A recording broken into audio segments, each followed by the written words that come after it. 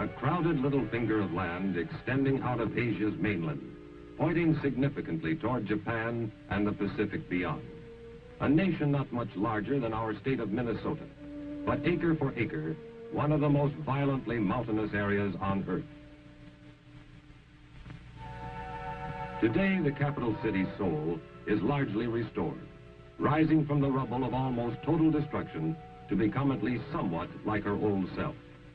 The Capitol building wears a new dome, but nothing short of complete rebuilding will ever erase the battle scars in these walls. As Koreans today know it, the peace is an uneasy armistice in a divided nation. But with the dogged stoicism of a culture 4,000 years old, they go about the business of living, knowing as they do that for the living, there is no other course. In the markets, the scrap pile school of architecture prevails, but business is as colorful, noisy, and aromatic as it ever was. North of Seoul, the mountains rise in sharp volcanic disorder. Green foliage has returned to slopes once blasted bare by TNT and napalm, but at the summits, eyes still keep watch to the north. Along the demilitarized zone, or DMZ, entrenched forces face one another across no man's land.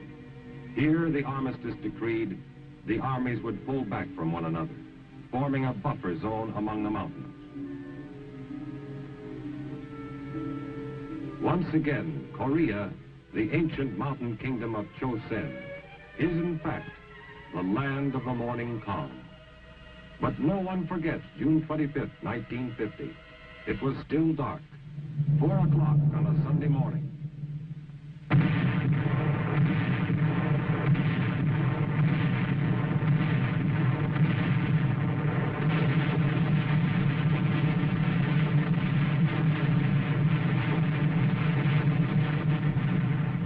South Korean villages awoke to a world suddenly filled with noise and flame.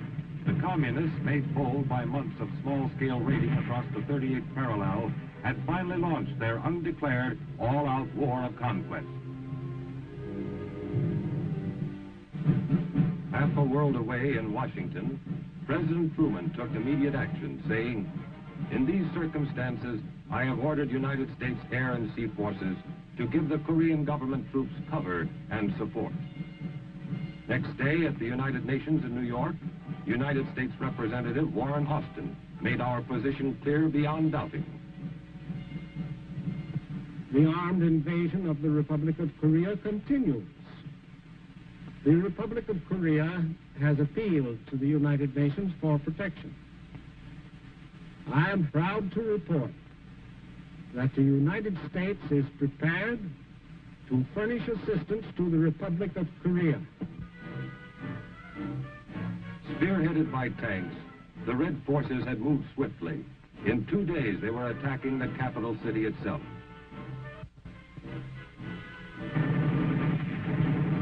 Seoul fell the next day, June 28th. By June 30th, the communists had crossed the Han River south of Seoul and fought through the rail city of Yongdong-po. With their heavy Russian-made tanks, they thrust aside South Korean resistance, racing down the corridor which led through Anyang toward Suwon. Here the helpless and homeless gathered, only to be told they must flee still farther southward. Everywhere they saw their outnumbered countrymen rushing north to join the battle. Less than a dozen combat planes were available, several of them piloted by Americans. The Korean-American Volunteer Group. What little you could do with only 10 aircraft, we did.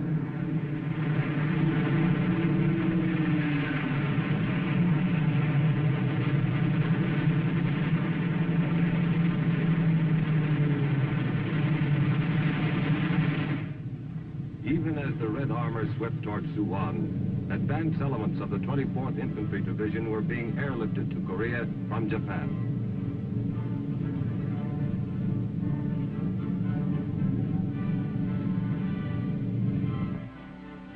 Their coming was known to the people. They were welcomed with cheering. 4 days later, they met the enemy south of Osan, and the cheering was forgotten. Man, I was scared. I didn't know it was going to be like that.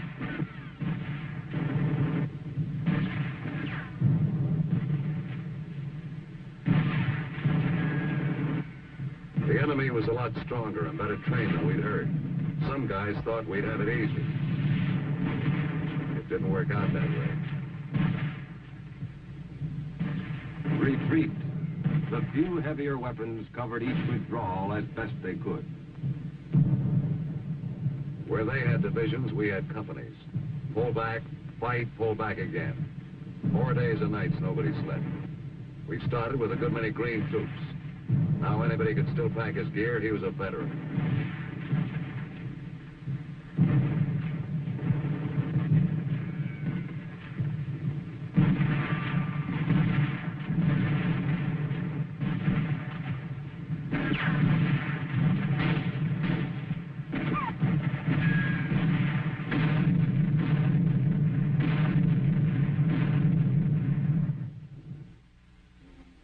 Help was on the way. In Pusan to the south, more 24th Division troops and equipment were arriving by ship. Not enough. Not nearly enough. But it was a start. Generals Walton H. Walker and William Dean had a tough assignment. Undertake the work of several divisions with elements of only one. One day I looked up and there they was. Man, if I said those fresh troops looked good, I'd be lying.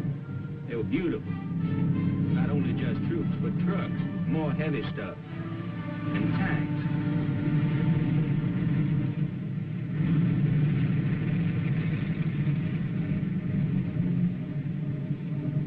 We met our first Red Armor 25 miles north of Tejon.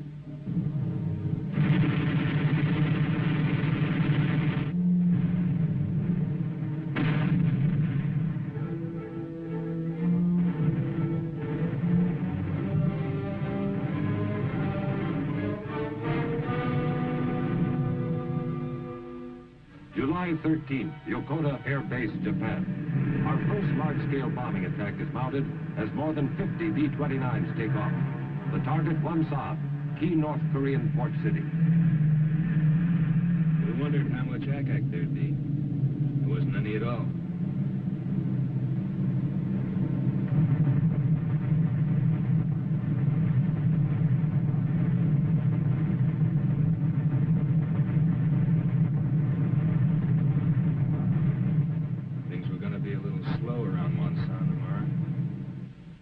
As the communists moved south toward Tejon, we pulled back across the Kum River. This natural barrier offered another chance to buy time from the enemy. We took advantage of it.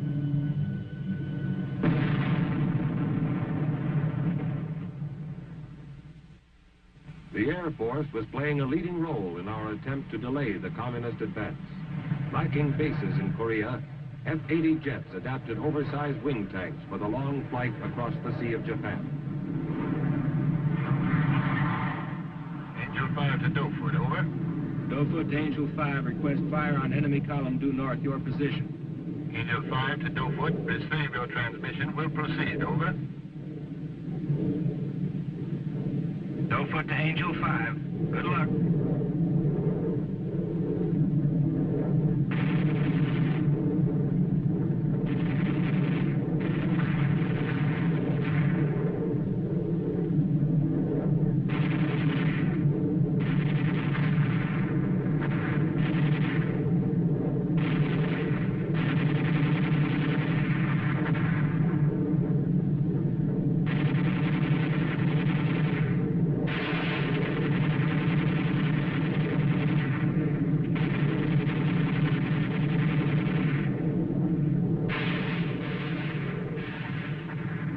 July 18th, the Sea of Japan.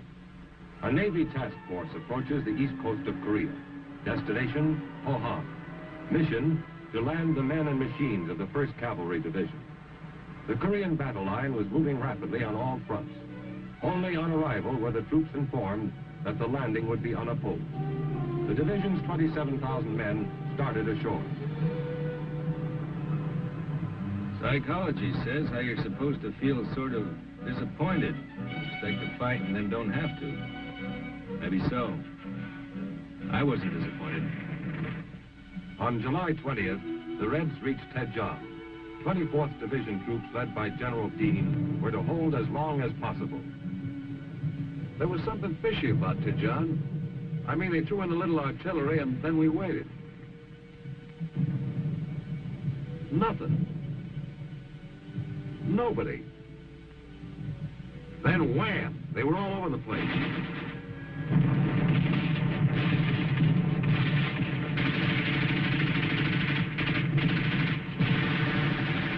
We found out we were surrounded. It was a case of move out fast or stay put for good. As it was, we were going to have to make a run down a corridor of fire a mile long, which we did.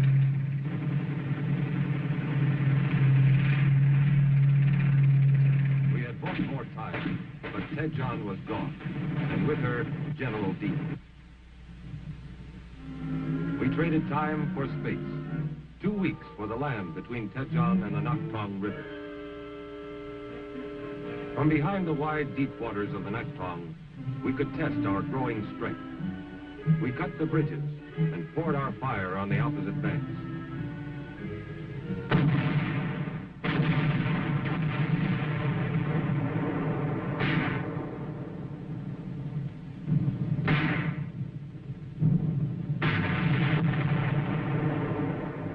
Daily communist attacks probed up and down the length of the line, searching for an opening. Daily, we leveled upon those attacks all the firepower at our command. The line held. In the north and eastern sectors, our OK troops had recovered from the first shattering blows they had taken. They would retreat no more. Where tanks are concerned, Korea is no place to have a war. There's only two directions, up the hill and down the hill. And that perpendicular terrain puts armor in a straitjacket. Still, you do what you can. With a little added elevation, a tank's rifle can be darn good artillery. We found a way to get that extra elevation. It worked fine.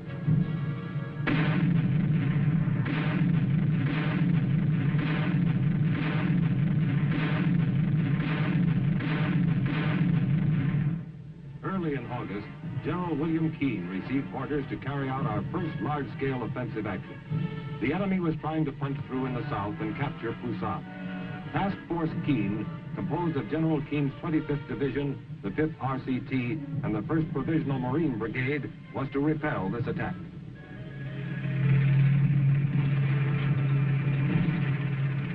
It was the 6th of August.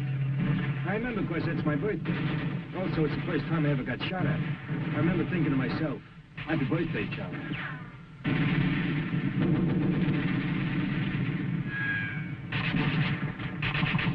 The word came down, time to move again. We had to get to high ground, instead of the base of fire. The armor took charge of the low ground, and from the ridge line, sparked by the Marine Brigade, foot soldiers unleashed their fire. Methodical, concentrated, deadly.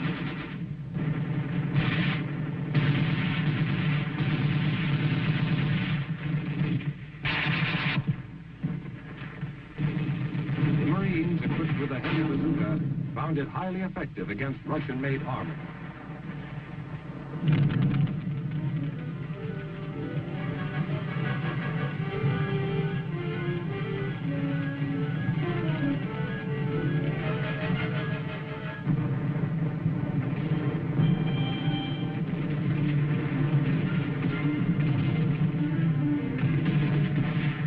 Beyond, Marines and soldiers faced a dirty, dangerous task: to clear the area of red snipers and stripers.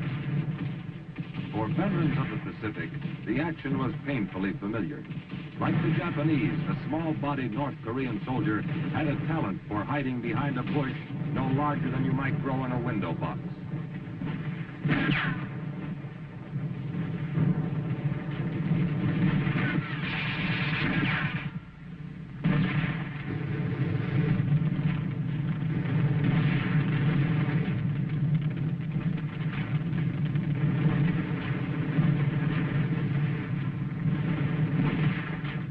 Task Force Keene took its quota of prisoners. Many had shed their uniforms, hoping to escape in the white civilian clothes worn underneath. At close quarters, the enemy lost his fearsomeness. Usually, he was very young. Always, he was glad to be out of the fighting. Task Force Keene had earned a brief moment in which to catch its breath.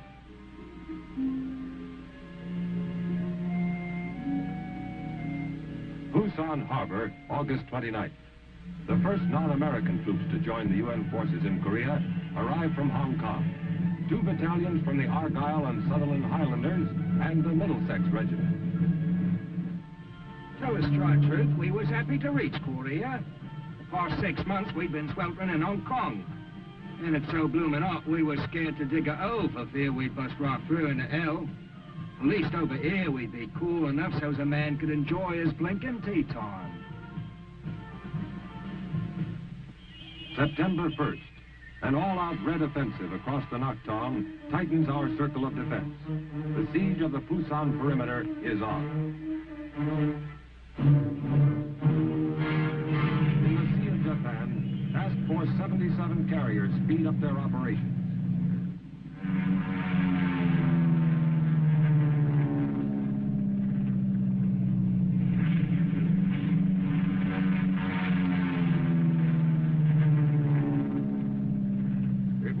Job to send them out. Every available aircraft, every usable minute of every day. Our enemy had long, vulnerable supply lines now. Without adequate stocks of ammunition and fuel, his strength would fail. With luck, we'd make sure.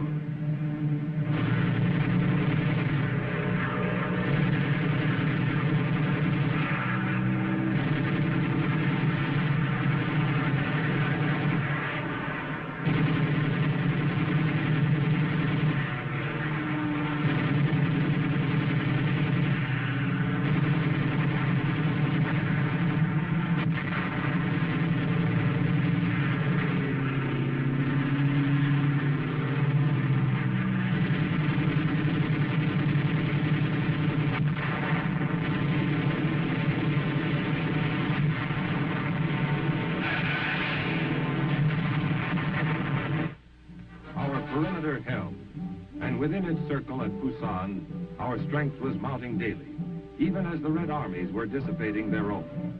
Food, ammunition, supplies, all the tools of war were being stockpiled. Our days on the defensive were nearing an end. On September 15, 1950, the UN forces take the offensive. An assault fleet appears off Walney Island at Incheon Harbor, 150 miles behind enemy lines. It's a daring end-run maneuver which takes the sleeping enemy completely by surprise.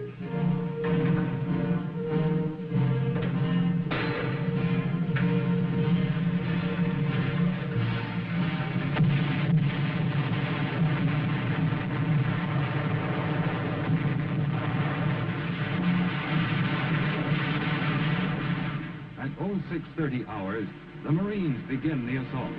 The naval barrage has cleared the way for them, but this is still a risky operation. Headquarters must gamble on the first try being good. Incheon's violent 30-foot tides leave no time for a second attempt.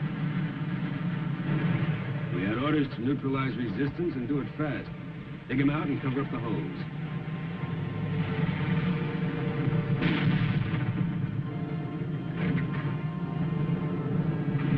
It took us 58 minutes to secure the island.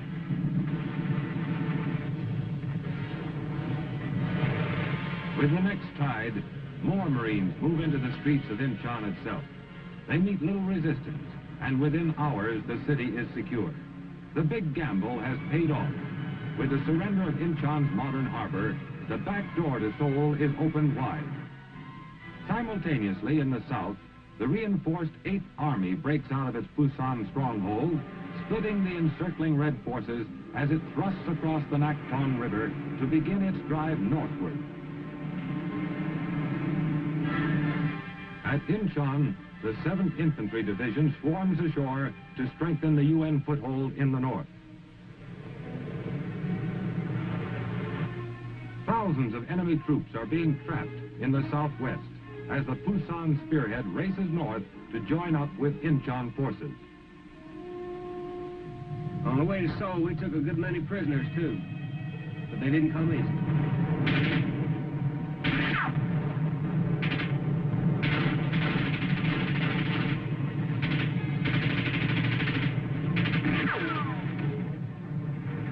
United Nations strength is growing in the north. Men and machines, first hundreds, then thousands, flow inland from the sea to join the attack towards Seoul. With each step, however, they meet stiffening resistance as the retreating enemy consolidates his forces.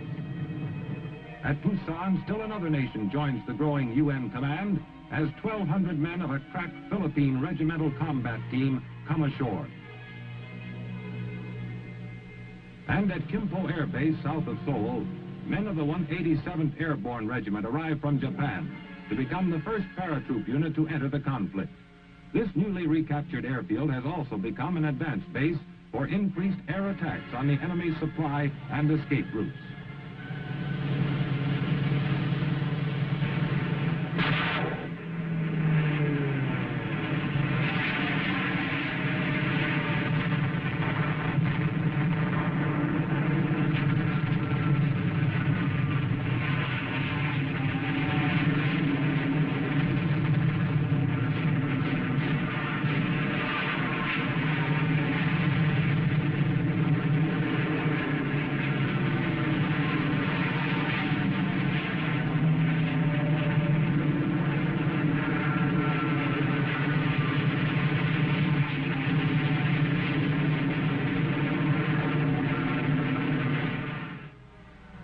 As the spearhead from Busan gathers momentum, columns of transport barrel northward against a disheartened enemy.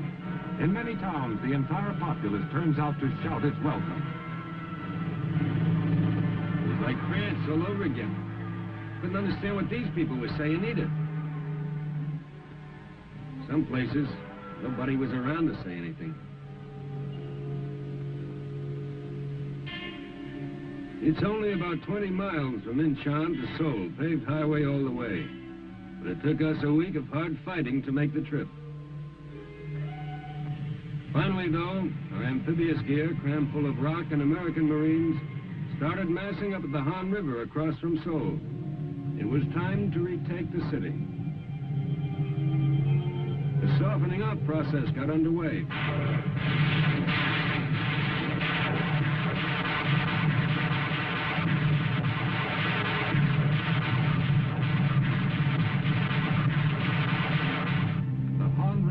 Means a full-scale amphibious operation, since the Han here near its mouth is well over a mile across.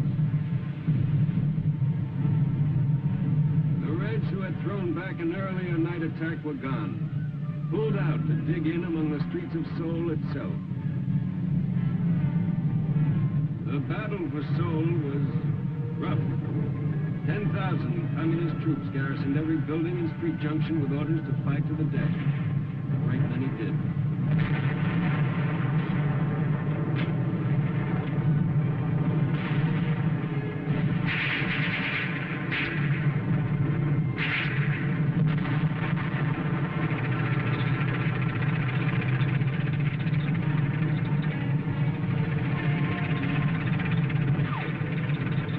The shattered city is retaken September 26th.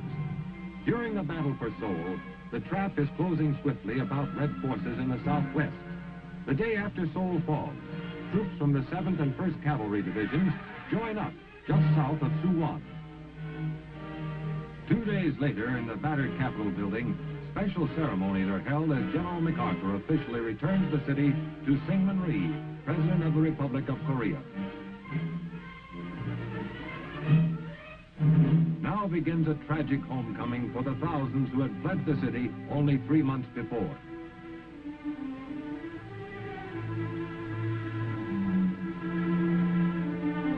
But look at these people, scratching through the ashes of what used to be their homes. Wonder where they got the guts to go on. Still, I guess we'd do the same back home at the end of the night.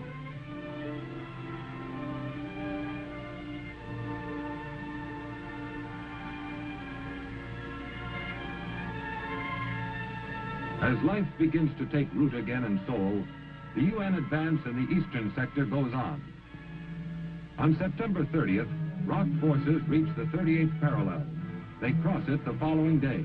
One old guy couldn't keep it straight who was who. Turned out to meet the ROC Army with North Korean flags.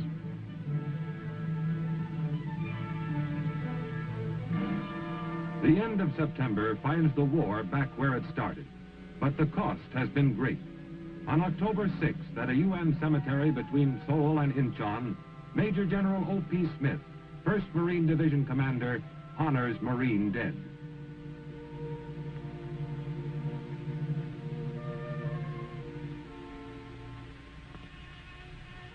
Representing the Army is Major General David Barr, 7th Division Commander.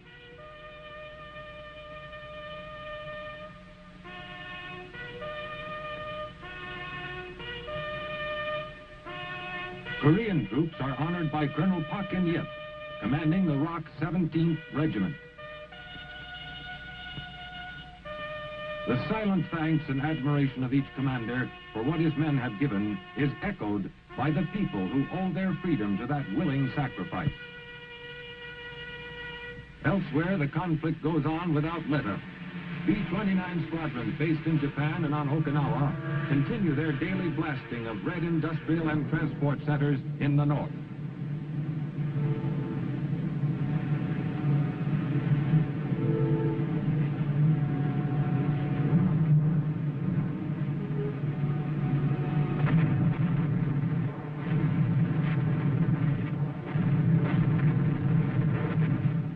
For us, it was a funny situation. A commuter's war, somebody called it. You'd eat breakfast with your wife and kids, spend the day over some rail center or factory or harbor, and head back home to sleep in your own bed at night. Funny situation.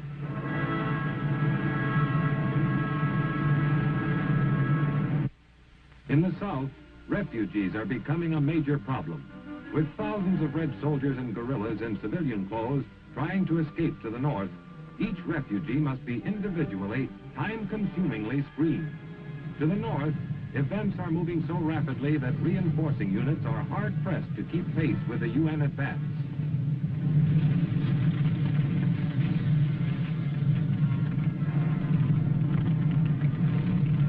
On October 9th, Kaesong is taken. This surrender frees the last South Korean city held by the Reds. Then on the east coast, Wonsan. Just 2 days after the fall of Kaesong, ROC 3rd Division troops seized the fort of Wonsan, having marched 287 miles in 20 days to get there. They met little resistance.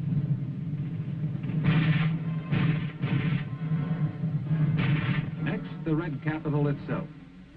On October 17th, men of the 1st Cavalry Division worked their way into the outskirts of Pyongyang.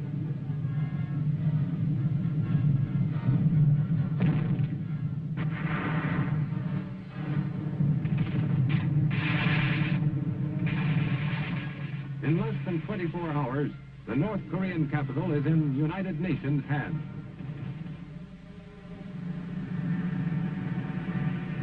Psychological warfare plays an important role at this stage of the fighting. Using high-powered speakers, Psy-War planes fly ahead of advancing UN troops, booming their message in Korean to the retreating enemy. Safe conduct passes prove highly effective. More than once, whole enemy companies lay down their weapons and wait for our troops to arrive.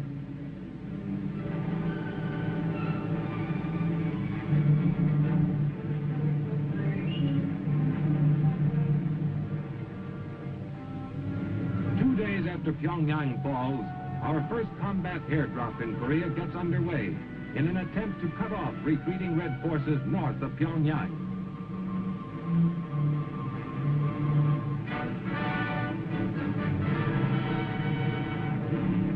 As at Incheon, the Supreme Commander personally supervises the operation. Nearly 2,000 troops making the jump.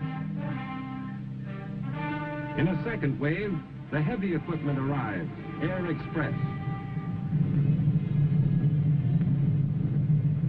Local transportation is pressed into service.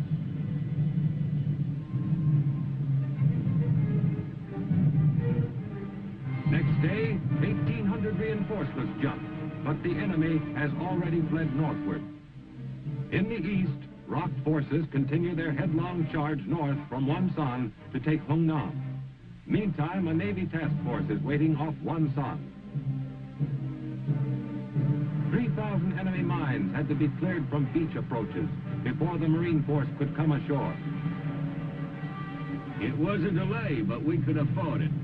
The rocks had made us a welcome present, a beach with no enemy guns on it. The whole division came ashore with nothing worse than a few wet feet. The mission now is to press this advantage, continue the attack toward the Yalu. Swiftly, the Marine force moves in on Red-held villages and towns.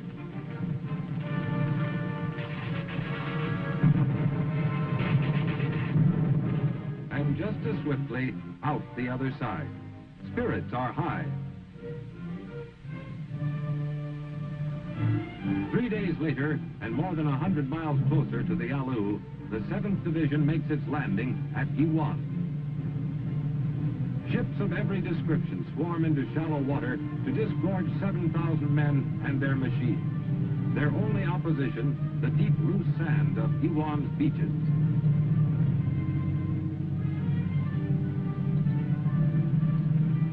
This far north, winter comes early to Korea. Cold weather uniforms are welcome as the division moves out to rejoin the attack. To the west, Marines are advancing over ground frozen harder every day. News of their approach runs ahead of them as village after village is liberated. North Koreans meet freely, and the Christians among them pray openly for the first time since 1945.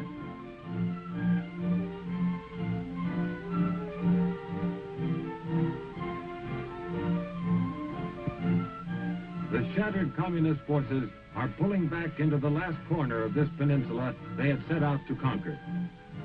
UN troops follow as fast as the tortuous terrain and increasing cold will allow. In the eastern sector, it is difficult even to keep contact with the retreating enemy. In the central sector, however, prisoners taken during a strong Red counterattack give warning of potential danger. Many of them wear the quilted uniform of Communist China. Meantime, in the northern sea of Japan, winter is giving our offshore forces a taste of things to come. Even routine supply operations are becoming a nightmare of icy wind and pitching decks.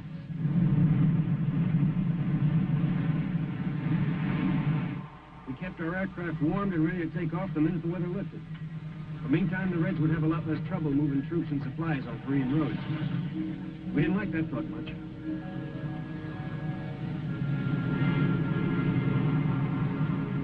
Ashore, the Chinese forces have pulled back, leaving a clear road to the Yalu. The village of Haisanjin huddles against the banks of the Yalu across from Manchuria. Here, men of the 7th Division set up their outposts. It seems a sorry spot to spend Thanksgiving Eve. But from bases in the south, cargo planes are already taking off, setting courses northward across the frozen miles. They carry crates rigged for airdrop and labeled perishable rush.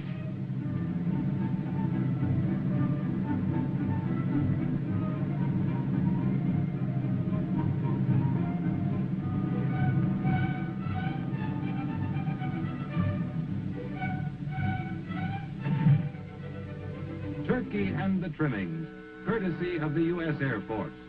All over Korea, mess kits overflow with steaming potatoes, giblet gravy, cranberry sauce, the works. Along the Yalu, everything is quiet.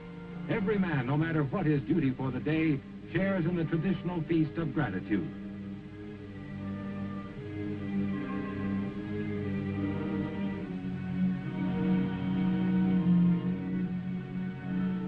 Headquarters feel certain that one more UN offensive will end the fighting in Korea.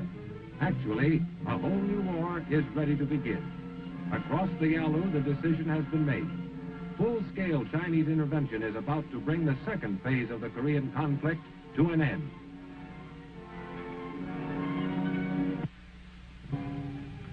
Eighth Army's end-of-the-war offensive was launched the day after Thanksgiving in 1950. It started out smoothly, But by nightfall of the second day, the UN was facing a new enemy in Korea, and a new war had begun. The Chinese rolled swiftly southward, splitting the Allied line and cutting off Marine and 7th Division troops in the east near the Chosin Reservoir.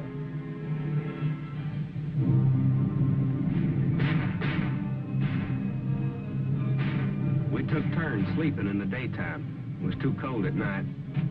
I heard later we lost more people from freezing than from enemy action.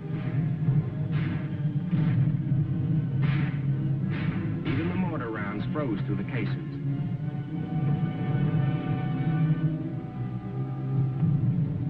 The Chinese had an awful lot of people between us and the beach, but the harbor at Hung Nam was our only way out.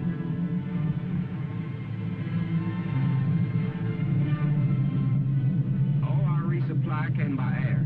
Without that, we never could have made it.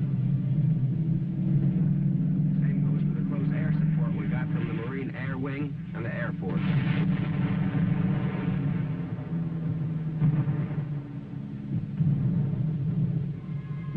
They fought their way toward the sea through an enemy force which outnumbered them 5 to 1. Pausing only to evacuate wounded by air from Hagaru, they pushed on, reaching safety on December 10th. They found Hungnam a busy town.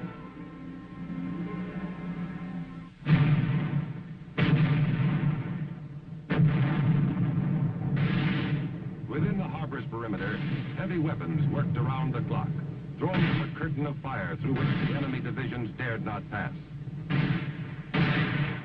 Behind the guns, a near miracle of planning, organization, and teamwork was taking place. A massive amphibious landing in reverse.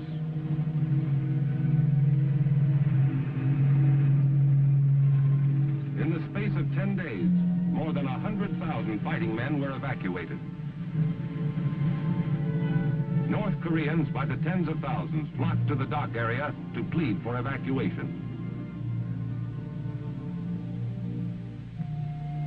From this one area, more than 90,000 North Koreans deserted their homes rather than return to the life they had experienced under communism. We were the last to leave. When we were gone, the harbor would be too. We set blocks of TNT and laced hoses filled with jellied explosive all along the waterfront.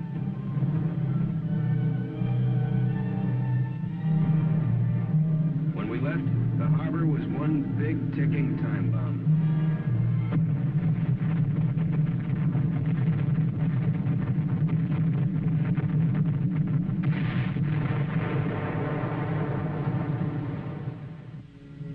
The evacuation convoy steamed southward toward the free ports of Pusan and Pohang. Their troops would reland, regroup, and move back to engage the enemy. The military withdrawal by land was orderly as the rest of the 8th Army pulled back once again across the 38th parallel. But for hundreds of thousands of civilians trying desperately to outrun the advancing communists, the journey southward was a nightmare of cold, weariness, and confusion. Old people pulled loads meant for oxen, or carried their precious few belongings on their backs. Children who had no part in the causes of war received full measure of its hardships just the same.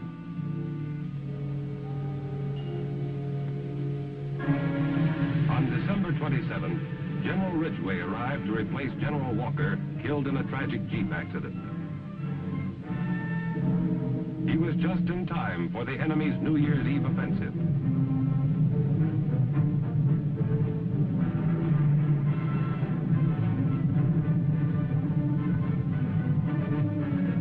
Once again, UN troops pulled out of Seoul, blowing the Han River bridges behind them.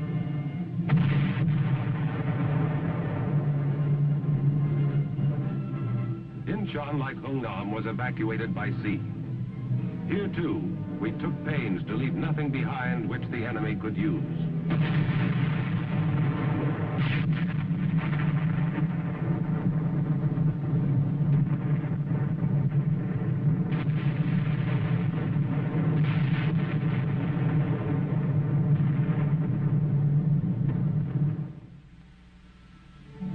In the south, the troops which had been taken off the beach at Hungnam were regrouped, and despite bitter weather, took advantage of a welcome opportunity to catch up with themselves.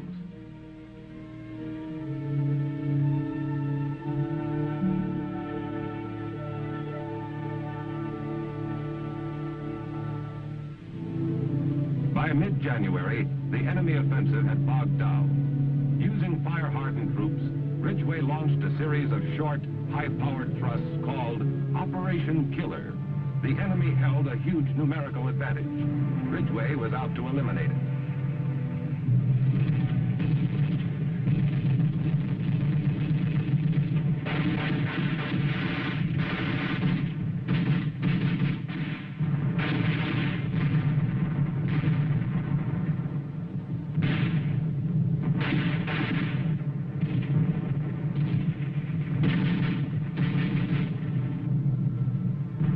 Units moved up, expecting to meet great strength. They found surprising weakness. Under the pounding raids of Operation Killer, the enemy fell back. Ridgway pressed the advantage. No rest for the enemy, and not much more for 8th Army. If anybody ever invents a mattress that feels half as good as a patch of frozen ground felt then, he'll make $1 million. Although destruction of enemy forces remained its prime objective, Operation Killer had evolved into a ground-gaining operation. The way things were going, we couldn't stay outnumbered for long.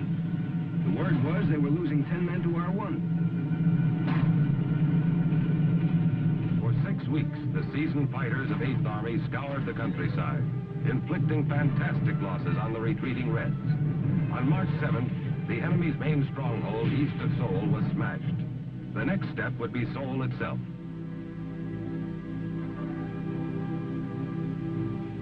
On March 15th, Korean troops entered the city. They found a few old people and children. The communists had fled. Across the full width of the peninsula, the enemy was retreating. Figure this one out. We're chasing them, and they're leaving surrender posters behind for us. In April, General James Van Fleet arrived to take over the 8th Army. A canny tactician, he replaced General Ridgway, who had been appointed Supreme Commander when General MacArthur returned to the United States. Within a week of Big Jim's arrival, he was fighting off the Communist Spring Offensive. The Communists concentrated their barrages on the East Central Front, probing for a weak spot into which to pour their tides of humanity.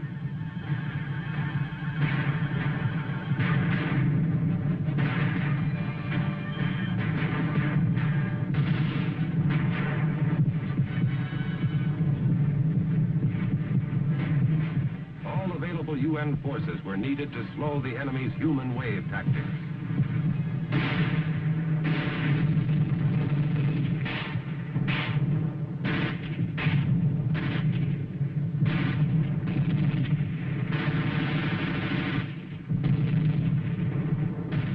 We had a routine. Hold till the ammo ran out, then pull back and call for an airstrike.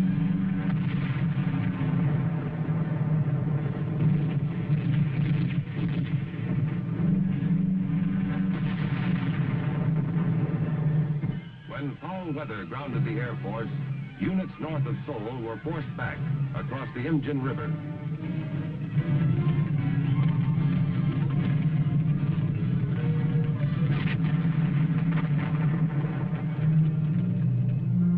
Seoul was fortified against the coming second wave of the Red Offensive. Van Fleet was determined not to lose the capital city again. Whoever said the worst part about war is the waiting was right. Still, we didn't have to wait long.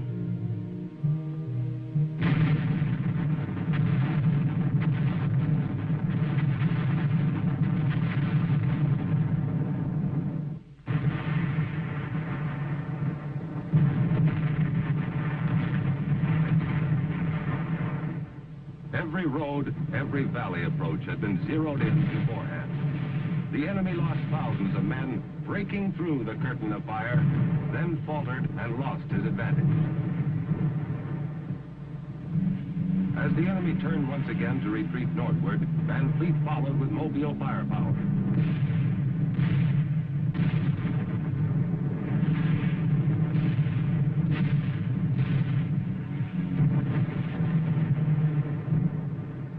June 2nd, we had recrossed the parallel.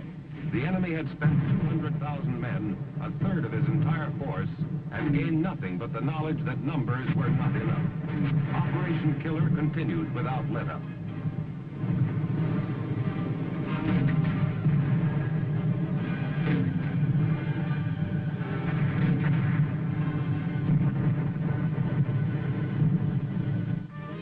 Within a month, truce feelers materialized into the first meetings at the red-held city of Quezon. World peace hopes soared. The chief UN negotiator was Vice Admiral Turner Joy. His opposite number, North Korea's chain-smoking General Nam Il. Pessimistic correspondents predicted the talks would drag on for as long as 6 weeks.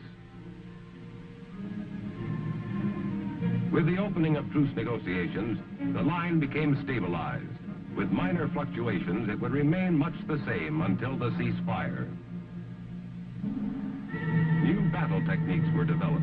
In the eastern sector, a Marine battalion made history by securing a hill in no man's land from the air by helicopter. The first wave landed a shore party which would clear the small landing area needed.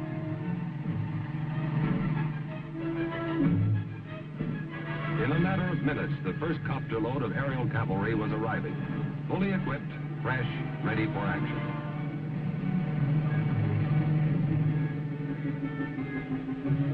By using copters, the Marines secured commanding high ground within enemy territory without having to fight their way to it. Copters supplied the operation and evacuated troops at its completion, opening the way to a new concept in tactical troop movement. In Quezon, the truce talks were already bogging down, deadlocked over the issue of a ceasefire line. We didn't like the setup in Quezon. It was the enemy's home ground, and he knew it. Nam Il used the talks as a propaganda loudspeaker. The so-called neutral area was crawling with armed red soldiers. We broke off the talks. Air Force Sabre jets ruled the skies. At this point in the fighting, the UN had lost less than 80 aircraft. Verified kills on communist planes numbered 510.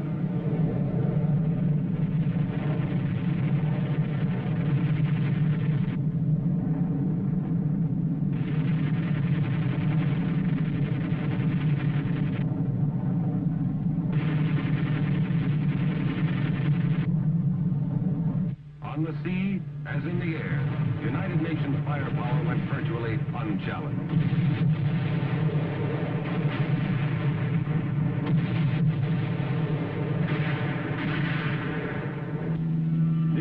October 1951, truce talks were resumed at the tiny farming village of Panmunjom.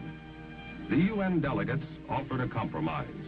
They would accept the communist proposed ceasefire along the present battle lines if all other problems could be ironed out within 30 days. If not, all bets were off. The war virtually stopped, except for the constant booming of artillery.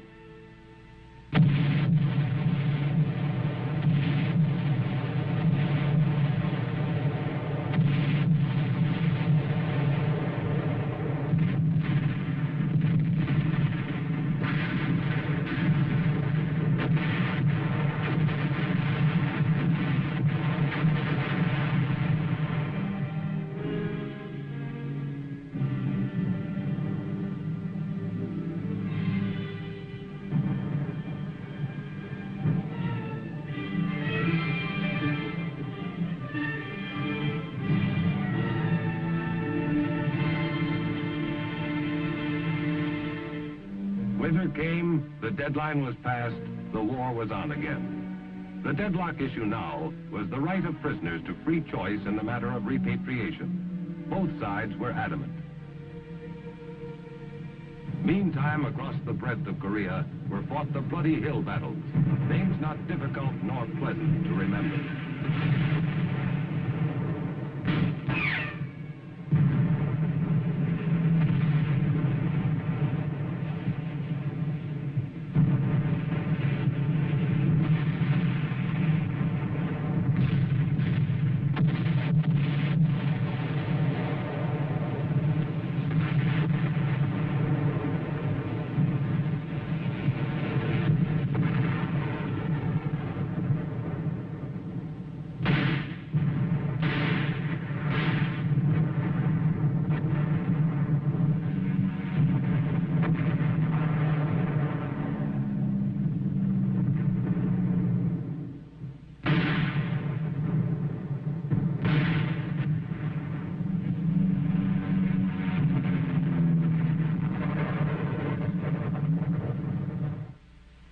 deserted slopes were laid bare, pitted almost beyond believing. This war had reverted to the style of 1914, opposing trench lines facing one another, night patrolling and local attacks across the no-man's land which lay between. It was costly, but there was no clear way out. The big break came in April 1953 with little switch. Stalin had died in March, and Malenkov had taken over. Immediately he launched his worldwide peace offensive, and the Chinese agreed unconditionally to General Clark's standing proposal to exchange sick and wounded prisoners. The exchange went smoothly, and truce talks were resumed. Encouraged, the world listened for news of the final signing that would mean ceasefire in Korea. It came on July 27, 1953. While the communists signed at Panmunjom, General Clark, in ceremonies at the UN base camp in Munsan, signed 6 copies of the document which would end the bloodshed. There was excitement, but little rejoicing.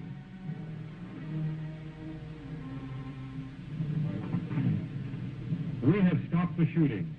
That means much to the fighting men and their families, and it will allow some of the grievous wounds of Korea to heal. Therefore, I am thankful.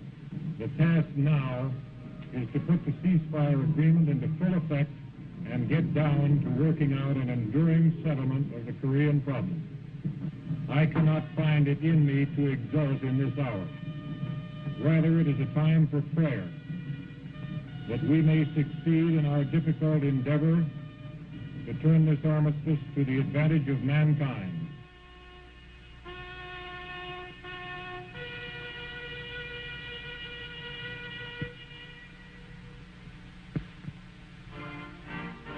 In accordance with the truce agreement, the opposing forces now pulled back from one another.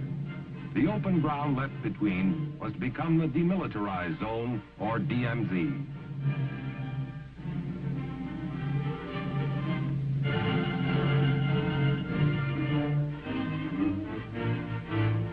Operation Big Switch began on August 5th.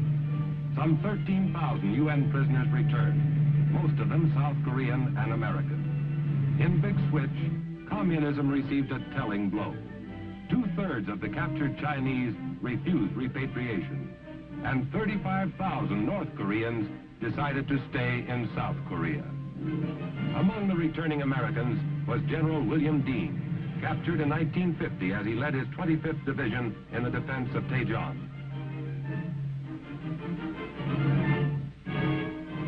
Today, Korea is still divided, but the conflict was not wasted. It called the Kremlin's bluff in the Far East. It more than restored the violated border and left the Republic of Korea with the strongest free army in the Far East. It is true that the price of existence for this young republic for some time to come will be constant vigilance. In that, Korea and the rest of the free nations are in the same boat.